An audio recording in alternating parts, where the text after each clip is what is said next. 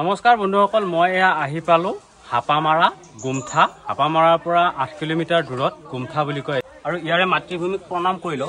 বন্ধুসকল, দাদাহঁতৰ ঘৰত এডাল সাপ সোমাল। সাপডাল গাঁতৰ ভিতৰত আছে, দুলিৰ তলত সেই সাপডাল সোমাই আছে আৰু সেই সাপডাল আমি ধুনীয়াকৈ উদ্ধাৰ কৰিম। আহকচোন বাৰু, প্লিজ কাম।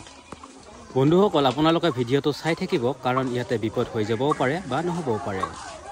গাঁত আছে, এন্দুৰৰ গাঁত, আৰু এই এন্দুৰৰ গাঁতৰ ভিতৰত এই সাপডাল সোমাই আছে। নমস্কাৰ। আপোনাৰ নাম আৰু ঠিকনাটো কৈ দিয়কচোন। গাঁও কঠিয়াবাৰী, ডাকঘৰ বৰলাঘাট, থানা চিপাঝাৰ।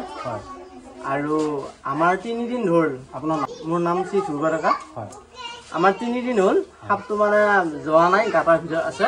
ইন্দুৰৰ গাঁতৰ ভিতৰত তাৰমানে সোমাই আছে সাপটো। এই আজি 3 দিন হ'ল ৰাতিপুৱা যাব বুলি ভাবিছিলোঁ, পিছে নেগেল নাযাওঁ। আপোনাক আৰু ফোন কৰিলোঁ, ফোন কৰাৰ পিছত আৰু এনেকৈ কণ্টেক্ট পাইছোঁ আৰু। হয়, এওঁ আমাক ধুনীয়াকৈ ফোন কৰিলে, আমিও আহি পেলাই ইয়াতে উপস্থিত হ'লোঁ, কাৰণ এই দুলিটোৰ তলতে এই সাপডাল সোমাই আছে। আৰু বন্ধুসকল চাওক, এনেকুৱা বহুত গাঁত আছে, এন্দুৰৰ গাঁত, আৰু এই এন্দুৰৰ গাঁতৰ ভিতৰত এই সাপডাল সোমাই আছে। আৰু এতিয়া আমি সাপডাল উদ্ধাৰ কৰিবলৈ চেষ্টা কৰিম। গুমঠা পূব আঠিয়াবাৰীৰ বহুত মানুহে চাবৰ কাৰণে ৰখি আছে সেই সাপডাল আমি কেনেকৈ উদ্ধাৰ কৰোঁ। আৰু এওঁলোকৰ মানুহখিনিক মই খুব ধন্যবাদ দিছোঁ। এওঁলোকৰ মানুহখিনি খুব ভাল আৰু সাপডাল মাৰা নাই। সাপডাল নামাৰি কেনে আমাক ধুনীয়াকৈ ফোন কৰিলে, আমিও আহি পেলাই ইয়াতে উপস্থিত হ'লোঁ, কাৰণ এই সাপ বোলা বস্তুবোৰ থাকিলেহে আমি মানুহ জীয়াই থাকিব পাৰিম। আৰু আপোনালোকে চাওকচোন বাৰু, আমি কেনেকৈ সাপডাল উদ্ধাৰ কৰোঁ। দুলিৰ তলত আছে নহয়,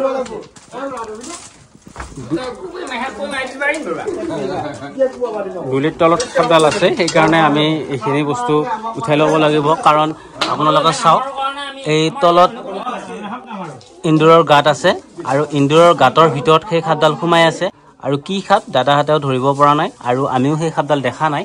আৰু দাদাহঁতে কোৱা মতেদি বন্ধুসকল, এইখিনি জেগাত আপোনালোকে লক্ষ্য কৰক, এইখিনি জেগাত এই সাপডাল বাৰে বাৰে দেখা পায়। আৰু দেখা পোৱাৰ কাৰণে আমাক ধুনীয়াকৈ ফোন কৰিলে, আৰু মানুহ দেখা পালে সেই সাপডাল ভিতৰত সোমাই যায় বুলি কৈছে। সেইকাৰণে আমি ধুনীয়াকৈ আহি এইখিনি বস্তু ছাইড কৰি আমি সেই সাপডাল উদ্ধাৰ কৰিবৰ কাৰণে চেষ্টা কৰিম, কাৰণ এই সাপবোৰ মানুহৰ ঘৰৰ ভিতৰত থকাটো বা মানুহৰ ঘৰৰ ওচৰে পাজৰে থকাটো একেবাৰে বেয়া, কাৰণ ই মানুহক বিপদ ঘটাই দিবও পাৰে। হেৰি কচোন, গোটেইখিনি জেগা একে চেটেদি দাঙিব কাৰণে চেষ্টা কৰিছোঁ, বস্তুখিনি যাতে বেয়া নহয়। গোটেই চেটেদি দাঙি দিয়ক, যাতে বস্তুখিনি একো বেয়া নহয়, একো লছ নহয়। তাকেতো আমি গোটেইখিনি বস্তু হেৰি কৰোঁ, চেটেদি দাঙি লৈ আহোঁ। চেটেদি দাঙি লৈ আহিলে ভাল হ'ব। এই পাটনাৰ, এই ক'ৰবাত গাঁঠি আছে, গাঁঠিগিলা সলকা সলকা দিছোঁ। ইফালে গাঁঠি আছে নেকি?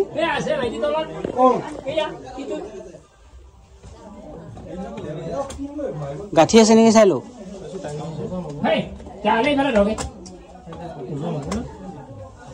ওজন হ'লেও আকৌ আমি বহুত মানুহ আছো নহয়, মানুহ নৰা কাম কি আছে? ৰাইজে নখ জোকাৰিলে নৈ বয়। আমি গোটেইকেইটা ধৰি দাঙি পেলাই উলিয়াই আনো।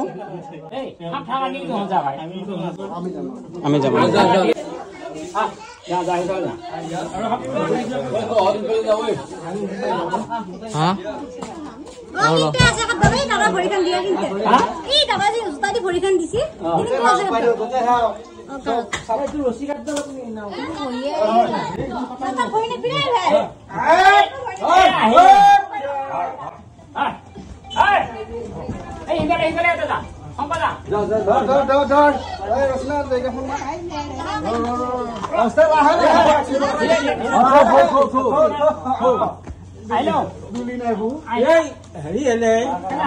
ইহঁতৰ ইতিমাৰি ওলাব লগা হৈ আছে, ইয়াতে বেলেগকে ধানৰ খেতি হৈছে, কাইজা কৰিলে সেইটো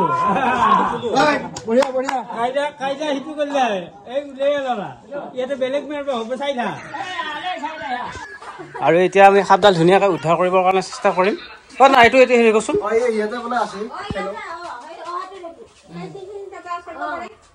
নাই নাই নাই, সেইটো আছে নে?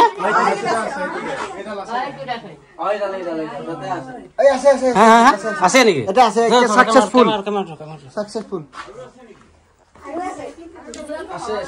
বন্ধুসকল চাওক, সাপডাল আছে ইয়াতে, আৰু বহুত সময় লগা নাই এই সাপডাল উদ্ধাৰ কৰি আনোতে।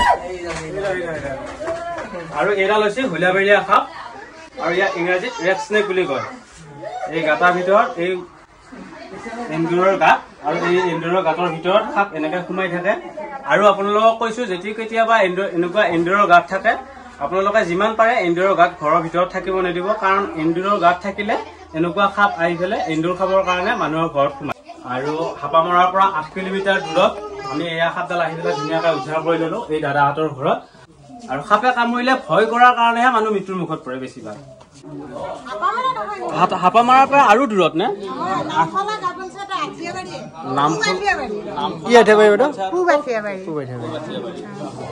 আৰু এই সাপডাল উদ্ধাৰ কৰি ললো আৰু এই সাপডাল হৈছে নন ভেনমাছ স্নেক আৰু যিকোনো সাপে কামুৰিলে আপোনালোকে চিধাই ডিষ্ট্ৰিক্ট হস্পিটেলত যাব আৰু বান বোলা বস্তুটো একেবাৰে নিদিব বান দিয়াটো একেবাৰে বেয়া আৰু বান দিলে হয়তো চাইড ইফেক্ট হ'ব পাৰে যিখিনি ঠাইত সাপে কামুৰে সেইখিনি ঠাই একেবাৰে লৰচৰ নকৰাকৈ চিধাই ডিষ্ট্ৰিক্ট হস্পিটেলত যাওক আৰু তাত সঠিক ট্ৰিটমেণ্ট লাভ কৰক এডাল সাপ এতিয়া বাইদেউ আমি ধৰি নি পেলাই ধুনীয়াকৈ নি পেলাই জংঘলত এৰি দিম কাৰণ ইয়াক আমাৰ মাৰি পেলোৱাৰ অধিকাৰ নাই এইবিলাক বহুত বীজাণু খায় কাৰণ ই এতিয়া নাজানে ই জংঘল ক'ত আছে নাজানে হাবি ক'ত আছে নাজানে আৰু মানুহৰ ঘৰ ক'ত আছে নাজানে ইয়াক একোৱে নাজানে এই খাদ্য আধাৰ বিচাৰি আহে নাহে তাতে জংঘলত এই খাদ্য পাবয়ে আৰু ইন্দুৰ নিগুনি থাকেই জংঘলত আৰু সেই খাদ্য খাব পাৰিলে আৰু নাহে সেইকাৰণে আমি ৰাইজক সজাগ কৰিবলৈ চেষ্টা কৰি আছো আৰু আপোনালোকে যিমান পাৰে ভিডিঅ'টো শ্বেয়াৰ কৰি আনকো জানিবলৈ সুবিধা কৰি দিয়ক কাৰণ এই সাপবোৰে কামুৰিলে আমাৰ গাঁৱৰ মানুহখিনিৰ কাৰণে মই বেছিকৈ ভিডিঅ' বনাই চেষ্টা কৰি আছো আৰু মই একেবাৰে দৰঙীয়া ভাষাত কথাবিলাক কৈ আছো একে দৰঙীয়া ভাষাত যাতে মানুহে বুজি পায় নে এতিয়া ধনী বুলি ক'লে এতিয়া সেইগিলা শব্দ এতিয়া আমাৰ গাঁৱলীয়া মানুহে বুজি পায় এই বুজি পোৱাৰ কাৰণে মই গাঁৱৰ মানুহক চেষ্টা কৰি আছো কাৰণ আমাৰ প্ৰায় 97% গাঁৱৰ মানুহবিলাক সাপে কামুৰিলে বৰ বেয়াকৈ মৃত্যু হৈ যায় কাৰণ আমাৰ গাঁৱৰ মানুহবিলাকে বান দিব ধনি দিব দি পেলাই ওজাৰ ওচৰত লৈ যোৱাৰ পাছত সাপে কামোৰাৰ পাছত যেতিয়া নেকি ওজাৰ কবিৰাজে ভাল কৰিব নোৱাৰে তেতিয়াহ'লে ভেলত উঠাই দেই নে বাৰু আপোনালোকে শুনিছেনে ভেলত উঠাই দিয়ে গতিকে সেইগিলা কাম নকৰি যদি চিধাই ডিষ্ট্ৰিক্ট হস্পিটেলত যায় আপোনালোকে যদি সঠিক ট্ৰিটমেণ্টটো লাভ কৰে তেতিয়াহ'লে কাৰ লাভ হ'ব নিজৰে লাভ হ'ব গতিকে সেইখিনি কথা নাজানাৰ কাৰণেহে কৰি আছা জানলিতো সেইখিনি কথা নকৰিলি হয় বা ওজৰ ওচৰত নেলি হয় বুজি পাইছেনে সেইকাৰণে আমি ৰাইজক সজাগ কৰিবলৈ চেষ্টা কৰি আছো আৰু এওঁলোকৰ ঘৰত যে কাকো একো বিপদ ঘটোৱা নাই এই সাপডালে নে কি কয় দাদা দাদা ধান কাটবা লাগব যাহে ধান নাকাটিলে কেনেকে হ'ব কি কৈছা বাইদেউ হা ফোন নম্বৰ দি থৈ গেলি আকৌ হেনকা উৰে দি মানে মাৰজা পাই ফোন নম্বৰটো আমাৰ ফেচবুকত থাকে ফেচবুকত ইউটিউবত পাবিয়ে ইডাল সাপৰ দীঘল মোটামুটি 9 ফুট 8 ফুট দীঘল হয় আৰু ইয়াৰ মুখ্য খাদ্য হৈছে বেং নিগনি এন্দুৰ ডালফলীয়া এগুলা খাই এই ভোজন হিচাপে গ্ৰহণ কৰে এগুলা হৈছে প্ৰকৃতিৰ বস্তু খেতিয়কৰ বন্ধু আৰু এই সাপডাল আমি বাকৰাইজ সাপ এডাল সাপ ইংৰাজীত কপাৰ হেডেড টিংকেট স্নেক বুলি কোৱা হয় এডাল সাপ আমি আহি থাকোঁতে জনৰাম চৌকাত এই সাপডাল উদ্ধাৰ কৰিছিলোঁ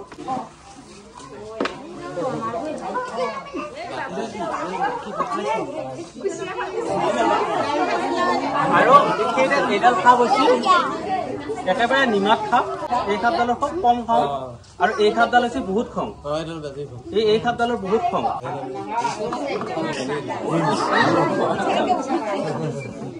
এই সাপডালৰ বহুত খং আৰু এই সাপডালৰ সিমান খং নাই আৰু সাপ হিচাপে তাৰমানে কিছুমান সাপৰ খং বেছি আছে কিছুমান সাপৰ খং কম আছে এইবিলাক প্ৰকৃতিৰ বস্তু হয় নে নহয় আমি ইয়াক বাচাই ৰাখিব লাগে আমি গছ ৰুব লাগে সাপ বাচাই ৰাখিব লাগে এইবিলাক যিমান প্ৰকৃতিৰ বস্তু আছে চব আমি বাচাই ৰাখিব লাগে কাৰণ আমি হৈছো মানুহ সৰ্বশ্ৰেষ্ঠ জীৱ আমি যদি এইবোৰ বস্তু বাচাই নাৰাখো কোনে বাচাই ৰাখিব নাই একেলগে ভৰাব নোৱাৰে একেলগে ভৰিলে হেৰি হ'ব জাগা কমিব জাগাটো কমি যাব এতিয়া বাইদেউ এটা ভাল লাগে না নাই দুডাল সাপ চাই ফেলে হা ভাল লাগছে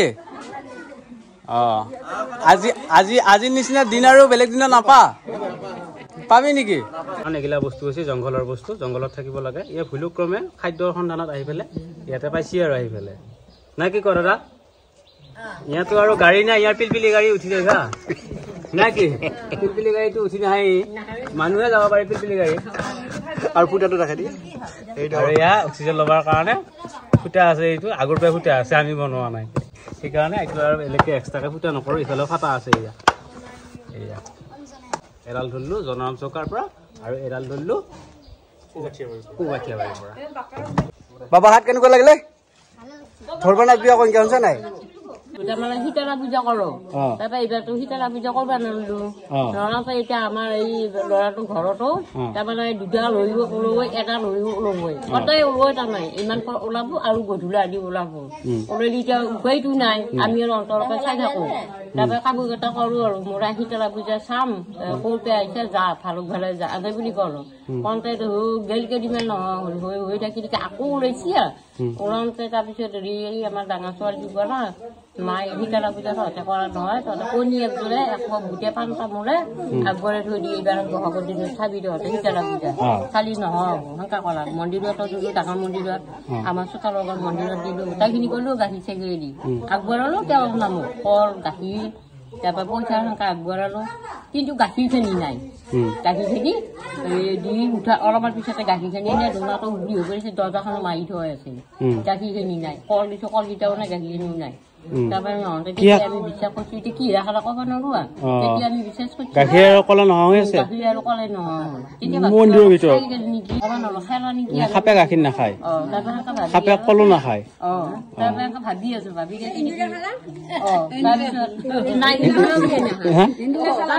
আকৌ আজি ৰাতিপুৱা ওলাইছে সেইটা সাপে আকৌ নাখালে সিহঁতৰ ঘৰত ওলাইছে গৰু খুই দি নাখালে তাকে এতিয়া কিছুমানকৈ শিৱৰ কাৰণে বুলি কওঁতে তাৰমানে শিৱক লৈ আগবঢ়াইছো আকৌ শিৱ পূজা কৰা নাই নহয় এতিয়া আপুনি এতিয়া কি ভাবি আছে সাপে কলে আৰু গাখীৰ খোৱা বুলি ভাবি ভাবি আছো তাৰমানে সাপটো বোলে শিৱ সন্তুষ্ট হৈছে সাপটো বোলে শিৱ সেইকাৰণে শিৱৰ নামত পূজা কৰিব পূজা কৰিছো আৰু সাপে গাখীৰ নাখায় সাপে কলো নাখায় সেইকাৰণে মানে সেইখিনি কৈছো আৰু কৰিব দিয়া খানি কৰি দে ঠিকে আছে নাই নাই নাই আকৌ লয় সেইটো মনৰ শান্তি আৰু মনৰ শান্তি দাদা সাপডাল ধৰাৰ কাৰণে কেনেকুৱা লাগিল একদম পুৰা ছোৱালী বিয়া দিয়া হাল পাইছো আৰু ছোৱালী এটা বিয়া দিয়া হাল পালা বোলে দাদাই বন্ধুসকল এই সাপডাল আমি উদ্ধাৰ কৰি লৈ আহিলোঁ হাপামাৰা গুমঠা হাপামাৰাৰ পৰা 8 কিলোমিটাৰ দূৰত এতিয়া আমি সাপডাল ধুনীয়াকৈ এৰি দিম ইয়াত ডাঙৰ জংঘল আছে আৰু ইয়াতে মানুহৰ ঘৰ পৰিবাৰ নাই আৰু চাওকচোন বন্ধুসকল আমি মানুহৰ ঘৰৰ পৰা সাপডাল উদ্ধাৰ কৰি আনি ধুনীয়াকৈ এই জংঘলত এৰি দিম কাৰণ এই সাপডালে নাজানে মানুহৰ ঘৰ ক'ত আৰু হাবি ক'ত গতিকে নাজানাৰ কাৰণে এইবোৰ অমাত জীৱ আৰু অমাত জীৱৰ কাৰণে আমি ধুনীয়াকৈ উদ্ধাৰ কৰি লৈ আহি ইয়াৰ ধুনীয়া জংঘলত এৰি দিলোঁ এতিয়া ই ধুনীয়াকৈ জংঘলত থাকিব পাৰিব